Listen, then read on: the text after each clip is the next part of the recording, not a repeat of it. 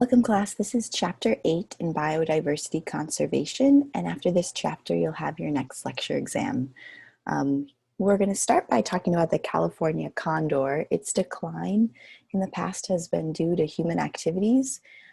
Starting in 1900, the condors, their range was reduced to a few mountains in Southern California. In 1953, they were given fully protected status, and in 1976, a recovery plan was completed.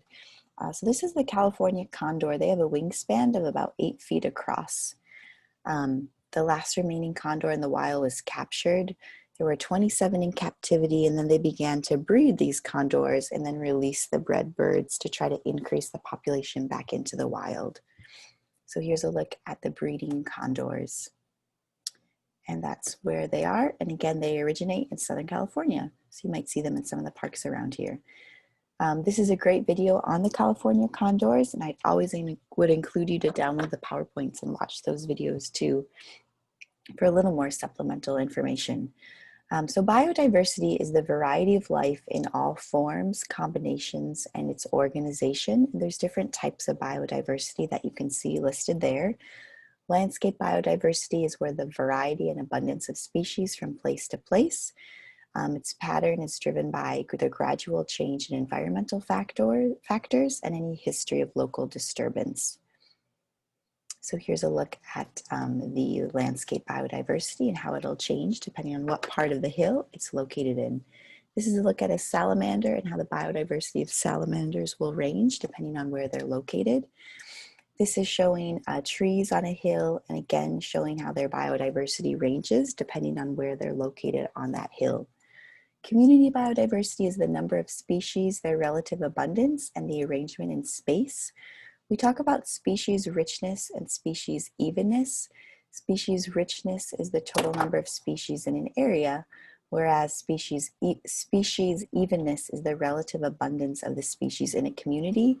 And you can look at those two. You have the same numbers of butterflies in each picture, but one has more than one type of one butterfly than the other. Structural complexity is the three-dimensional distribution of species and their biological features. And you can see this here, some of the structural complexity of species richness between a forest, a rainforest, and the grasses on a field. And also different parts of the ocean, depending if it's more in shallow water or deep water, the biodiversity will also change. Genetic biodiversity has to do that within individual species, biodiversity is measured by genetic diversity, and this genetic variation among individuals is due to outbreeding or inbreeding. Outbreeding is mating with non-related individuals, which will maximize diversity, and inbreeding is mating between closely related individuals, which will increase the chance of genetic disease and reproductive failure. And this is a look at I believe this is a lion and a tiger which have been inbreeded together. The importance of biodiversity helps ecosystems respond to disturbance and change, provides humans with many ecosystem services. So biodiversity will improve the production of goods, whether that's food, fuel, fiber, or medicine. Ecosystem function and service, this will depend on individual species and their interaction. Species will vary with regard to importance. So an example is producers will be more abundant. In certain areas, the complementary effect is where resources are used by various species in a complementary fashion, and this is more efficient. So this is just showing how kind of each square of grass has different species richness and its own kind of biodiversity. Ecosystem stability has to do with biodiversity enabling the ecosystem to resist or recover from changes or disturbance, whether that's a flood or wildfire. Diverse ecosystems have many species with varying tolerances. And if you have an extremely diverse ecosystem, that will help with its stability because it will enhance the ability to survive any sort of disturbance or change. This is showing how drought tolerance increases the more species you get per plot. So that is just showing how species richness and biodiversity increases any sort of disturbance to change. This shows the species richness within kind of a kelp forest and under the water, and how all organisms will benefit from species richness because they'll be able to kind of feed off each other in a food web type situation. Biodiversity, we talk about its economic value because it provides essential goods and services like food, fiber, ecotourism, medicine, and biotechnology. This is a bridge in Costa Rica showing how it's a tourist destination because it is extremely rich in biodiversity of birds. This shows all the different plant names and their medicine and their treatment use. You can see here different things. Toxins are treated for heart failure, diabetes, childhood leukemia, depression.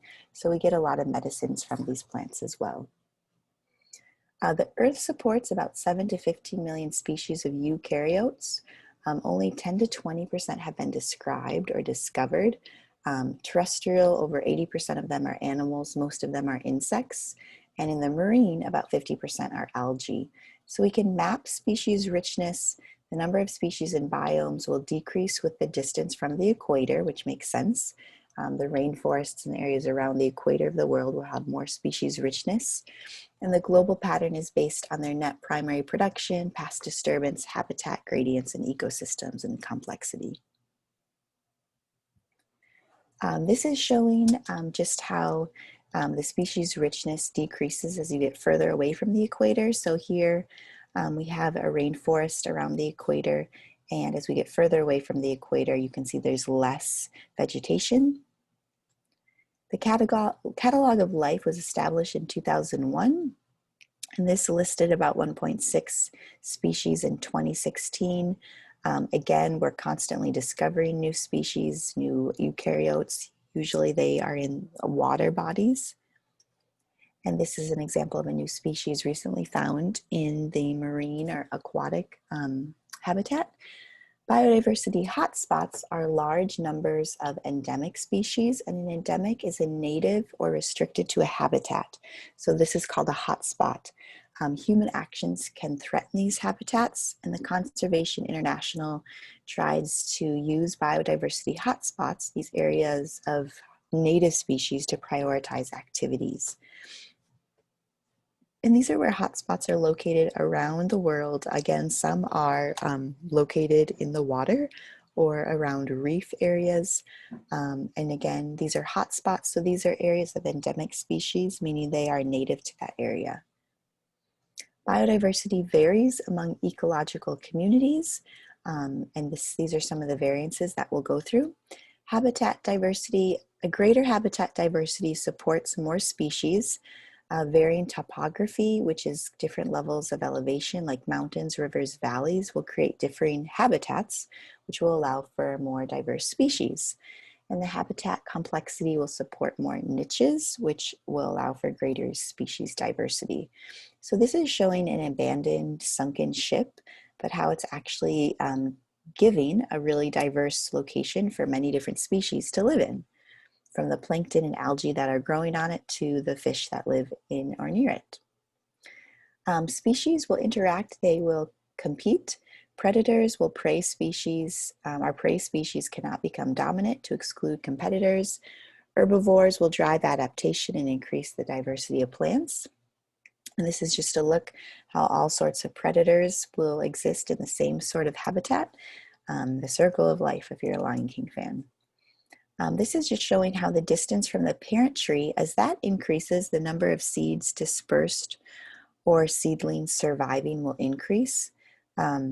So this just shows that the likelihood of seeding survival will increase the further it is away from the tree, and that's just because other tree species are more likely to establish within that area. Disturbance is any sort of will affect the biodiversity. It will prevent any one species from dominating, like fire, flood, hurricanes. Pictures are shown here. Local immigration and extinction rates, species richness will be affected by both. And these two men established what we call the equilibrium theory of island biogeography, which talks about the rate of new species migration. And it talks about how certain habitats actually act as islands. So this is a look at islands and how the number of species increases the larger the island you have, because an island, you won't have anything leaving the island or coming into the island, so it will just increase its own biodiversity there. This is a area this is a habitat that can act as an island because it's kind of an upper hill or mountain range, and you have species that can only live in that area at those higher elevations. So in a way, there are certain habitats that act as islands. This is showing again how different kind of patches of land will act as an island, and biodiversity will be increased if these islands can be connected and you can have immigration and emigration going to and from them. Human activities increase the extinction rate, and these are all, a lot of these human activities will be what you're going to do your final project on, and you can pick one of these human activities and how it basically will affect biodiversity. Habitat loss is the single greatest threat to biodiversity. Usually it's due to logging, agriculture, development, deforestation. And these is just a look at some of the two types of animals. Two very different, a bird and a tortoise, will live in the biodiversity established by these trees. Habitat fragmentation. Habitats can be divided into small disconnected habitats by roads, developments, or dams, and they can behave as an island, which will reduce the gene flow by eliminating or many of the movements of dispersal. Over-harvesting is human consumption reducing population, whether that's the pet trade, overfishing. When harvested faster than they can reduce, species populations will crash. And this just shows the percentage of stocks assessed, whether they're overfished, fully fished, or underfished. And in the past kind of 60 years, they're trying to manage the fishing population so we're not overfishing the waters. But if you're interested in the idea of overfishing, you can research that for your final project. Non-native invasive species, the population will explode and outcompete or displace the natives, so this is a bad thing. There will be a lack of predators to take care of these non-native invasive species. There will be lack of competitions, and they could really disrupt the food web or species composition. And this is a look at a flower as a non-native species, kind of taking over a field. This is an example of a gardener stake taking over as a non-native species as well. Pollution, air and water pollution can also remove species. Altered patterns of disturbance could be affected from floods or fire, which could change the species composition as well. And this is a look at how pollution will change the species that are growing here. Pollution can also affect birds in this tree. They actually will affect the pine needles of the tree as well. Climate change is any shifting weather pattern which will alter or eliminate a habitat. So our climates are constantly changing. The disappearing sea ice will affect the polar bear habitat. Warmer seas will kind of bleach the coral. And as you can see here, warmer seas will actually bleach or turn the coral a different color. So you can kind of look at what species are found near you and if any are affected, and specifically what may be endangered, if you want to do that on your own too. There are effective conservation of diversity kind of has been being established to help preserve and protect these areas, manage the habitat, maximize migration, maintain the cycles, and mitigate or minimize human influence. The preserves and protected areas will behave as islands. Their size, the larger preserves will support more species. Connectivity, if these preserves are connected, that's important because species can migrate to and from them. So this is just a look showing the overlogging industry, and again showing how they manage which forests are cut and not. You can see here, here's the park boundary between a national forest and the Yellowstone National Park. And here's a look at these connectivity corridors. You can see how each patch of trees will be connected with a corridor. And that's just important because different species can run through that corridor and connect all these different biodiversity habitats together. Central Park is a really interesting kind of its own biodiversity.